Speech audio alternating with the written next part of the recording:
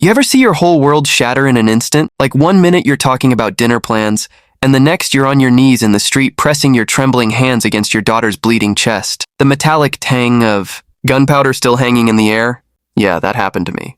Never thought I'd have to watch my little girl Rachel gasp for breath in the late afternoon sun while the HOA president of all people stood there with a smoking gun, lips twisted like she just swatted a fly instead of firing a bullet at a child. I remember feeling my heart seize up, everything inside me warring between rage and panic. But I'll tell you right now, nobody moves faster than a parent whose kid is in danger. Nobody. Let me back up a sec. You need to understand what brought us to that twisted scene.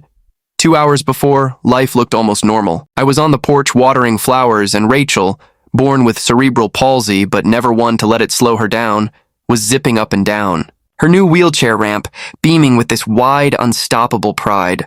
That ramp, you'd think it was a launch pad to freedom the way she loved it, but not everyone agreed. Least of all Karen, our HOA president, queen of the cold shoulder and self-appointed neighborhood tyrant. Karen had left note after note on our door for weeks, whining that the ramp was ugly. It broke the architectural harmony, threatened us with fines, even claimed she'd tear down our fence if we didn't fall in line. I tried to be civil, explained the ADA, tried to appeal to some sense of decency, but she just scoffed, reminded me every chance she got that she ran the show around here. She wasn't satisfied until every last mailbox was regulation white, every lawn clipped to an exacting inch. And God help you if your front door was the wrong shade of blue. Just ask the widow down the block who repainted twice in a month on Karen's orders, or the old couple she bullied into moving their bird feeder because supposedly it attracted vermin. Thing is, nobody thought she'd go beyond the nasty notes and the petty fines. Nobody thought she'd escalate. Not until she did. Rachel just wanted to go to the park. She'd gotten good with her new wheels. And as we passed Karen's driveway, I swear my gut told me to turn back. But Rachel? She was all optimism, waving hello. Totally innocent. Karen blocked our path, staring at Rachel's chair like it was a pile of garbage. I tried to keep things cool, but Karen went on about standards and accused my 12-year-old daughter, of scuffing up the communal walkways. I laughed a little too sharp because the rubber was clean and everyone knew it. But Karen just stared cold as ice until we were forced to detour through the grass. Know what gets me? The other neighbors saw it all, nodded in sympathy. Others turned away, afraid of Karen's wrath. I promised Rachel we'd handle it, but that day when we got home, there was a new notice on our door. Final warning threatening a lawsuit. I felt my anger boiling over, almost marched over to Karen's house to let her have it.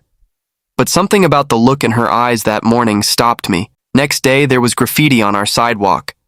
Cripples not welcome. And I knew, even if I couldn't prove it, exactly whose hands had held that spray can. Rachel cried quietly, and I scrubbed the words away with my fists clenched so tight they hurt. I sent emails, attached photos, filed complaints. One HOA board member replied. The rest didn't bother. Karen, meanwhile, bragged to anyone who'd listen about the surprise she had planned for us if we didn't get in line. My hands shook as I baked. With Rachel, that week was her way of coping.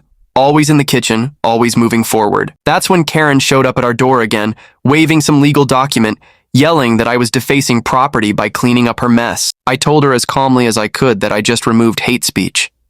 She accused me of leaving a stain, threatened to sue, then stormed off. Rachel was scared. I couldn't reassure her. Not really. I barely slept that night, wondering if I should call the police.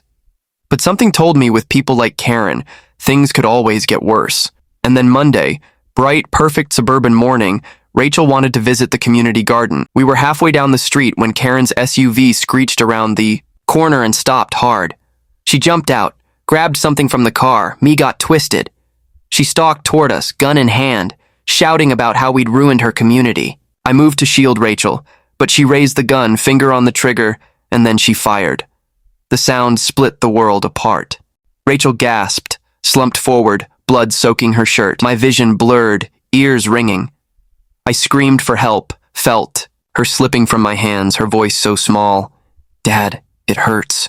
And Karen, she just stood there, eyes wild, before she realized what she'd done, and ran for her SUV, spitting something about it being my fault. I called 911, voice cracking, hands covered in my daughter's blood, praying she wouldn't die before. The ambulance arrived, The sirens came, thank God for that, and the paramedics. I rushed Rachel to the hospital, desperate to stay by her side. But as soon as the police arrived with their flashing lights and rapid-fire questions, I realized Karen might get away if I didn't act fast. What Karen never knew was that I wasn't just any dad in the neighborhood. I'm the county sheriff. Elected last year, I had kept things low-key, hoping we could settle neighbor disputes quietly. But after what Karen did, there was no hiding anymore. I quickly coordinated with the police, and every piece of evidence I had gathered, emails, letters, photos, statements, was brought to the forefront. Within a day, Karen's face was on every bulletin across Tri-County. It took less than a week to find her hiding in a cheap motel, trying to run. When she saw me, badge shining on my chest, she froze, eyes wide with recognition, spitting curses and yelling about how I had set her up and abused my power. I wanted nothing more than to see her behind bars for what she did. But I kept my composure, read her rights, and let the law take its course. The neighbors, who once feared standing up, now rallied around us, apologetic and promising change. The HOA board scrambled to control the damage, firing Karen, rewriting the rules, and even organizing a fundraiser for accessibility improvements. Suddenly, Rachel's wheelchair wasn't a target. It became a symbol. The trial was tough. Karen remained defiant to the end, ranting about protecting the community, but the evidence was overwhelming.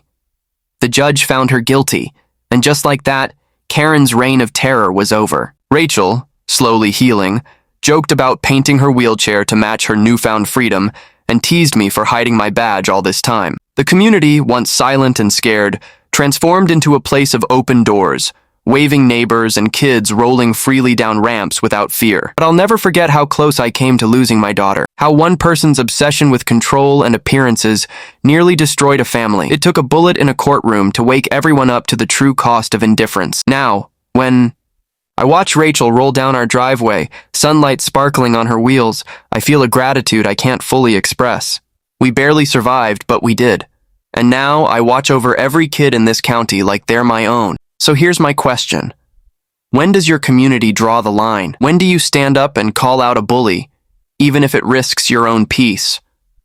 Because justice doesn't happen in a vacuum. It happens when good people refuse to stay silent. So, what would you do?